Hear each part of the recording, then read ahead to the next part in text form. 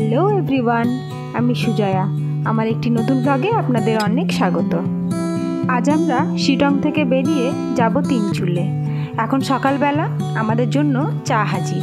আর কারো কারো নাকি এত ঠান্ডা লাগছে যে বাচ্চার টুপি আর ব্ল্যাঙ্কেট নিয়ে বেরিয়ে এসেছে। সকালের সাইট সিনটা সত্যিই সুন্দর।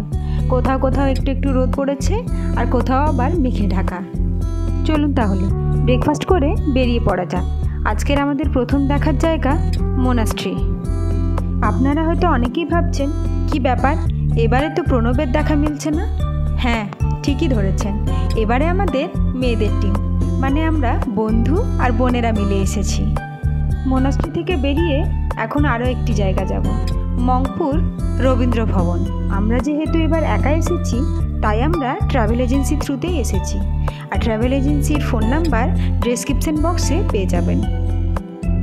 চলুন রবীন্দ্র ভবনের ভেতরে যাওয়া যাক। আজ থেকে এত বছর আগে কবিগুরু এই এত সুন্দর পরিবেশেও যে পা রেখেছিলেন, এটা ভাবতেও যেন অবাক লাগে।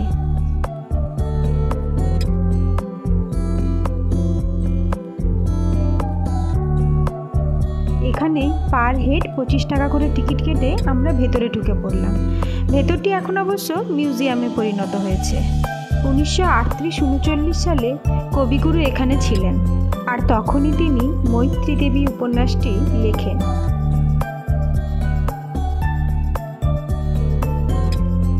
মিউজিয়ামের ভেতর ফটো তোলা নিষেধ রয়েছে, তাই সেভাবে ফটো আমরা তুলতে পারিনি। এখান থেকে চারিপাশের সৌন্দর্যটা যেন আরও সুন্দর। আর পাহাড়ের একটা কোণা তো আমার মন ছুঁয়ে যায়, সেটা কি বলুন তো? ফুল গাছ। এখানের এত অসাধারণ অসাধারণ ফুল গাছ আছে, আর এসব আমাদের ওদিকে নিয়ে গেলে এই ফুল গাছ হয়ও না আমাদের এদিকের পরিবেশে, জানেন তো। আগেও যতবার পাহাড় থেকে এসেছি বাড়ি, ততবারই কোনো না কোনো ফুল গাছ ওখান থেকে নিয়ে এসেছি আর লাগাবার চেষ্টা করেছি। হয়তো 15 দিন কি 1 মাস টিকেছে, তারপরেই দেখেছি ফুল গাছটি মারা গেছে। তাই এখন আর নিয়ে আসি না। মনে হয় যেখানকার গাছ সেখানেই থাক, সেখানেই ভালো লাগে।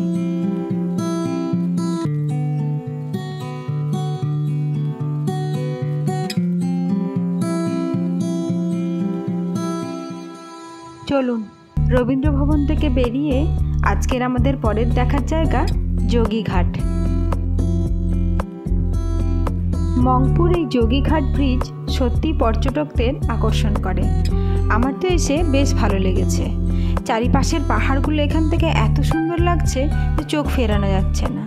আর ব্রিজের পাশেই একটি ছোট্ট রাস্তা চলে গেছে, আর সেখান দিয়েই আমরা ব্রিজের নিচে নদীতে নেমে গেছি। নদীর স্বচ্ছ জলটাতে কার না নামতে মন চাই বলুন। আর জিশানকেও ধরে রাখা যাচ্ছে না, সে তো নামবেই, কিন্তু এত ঠান্ডা জল যে আমরাই পা দিতেই কেঁপে যাচ্ছি। তা ওকে কোনো মতে আটকে রেখে কয়েকখানা ফটো তুলে এখান থেকে বেরিয়ে যাব। চলুন এখান থেকে বেরিয়ে পড়ি। আর রাস্তায় যেতে যেতে একটা ছোট্ট ঝর্ণাও দেখতে পেয়েছি। এরপর আমাদের গন্তব্যস্থান তিনচুলের হোমস্টে। তিনচুলেটা একটা ছোট্ট শহরের মতো। এখানে প্রচুর হোমস্টে রয়েছে, তবে আমরা যে হোমস্টেতে উঠেছি বেশ সুন্দর। সামনে একখানা দারুণ ফুলের গাছ রয়েছে। সবাই ঠিক করেছি ওখানে গিয়ে সকাল সকাল উঠে কয়েকটা ফটো তুলব। তা এখন একটু রেস্ট করার পালা। সারাদিন অনেক জার্নি গেছে, বাচ্চাগুলোও হায়রান হয়ে গেছে। আজকের ভিডিওটা তাহলে এ পর্যন্তই থাক। আপনাদের সঙ্গে দেখা হবে আবার একটি নতুন ভিডিওতে।